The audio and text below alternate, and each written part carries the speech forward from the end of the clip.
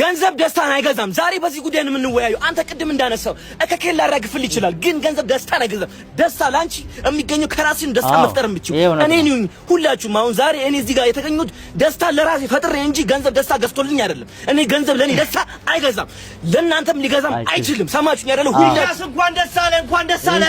እጣ በልታል ግባናው ተው ወይ ወያለ ይላል ወይ እንኳን ደስ አለ ግባውጣጣው እንኳን ደስ አለ እንኳን ደስ አለ እየሰማ ነው እናቴ ቀረጻ ላይ ነኝ። ይዋብ ይሁሉ ለኔ ይገባል። ስንተኛ ወጣኝ? ሶስተኛ ዕጣ 100 ብር ነው አባቴ። ግባና እናቴ አሁን በዚህ እርጥብ በልች ተባምሮኝ ነበር በአቮካዶ በአንድ 100 ራሱ እንደዚህ ደስታ በሚሊዮንስ ገንዘብ ደስታ አይገዛም ይላል።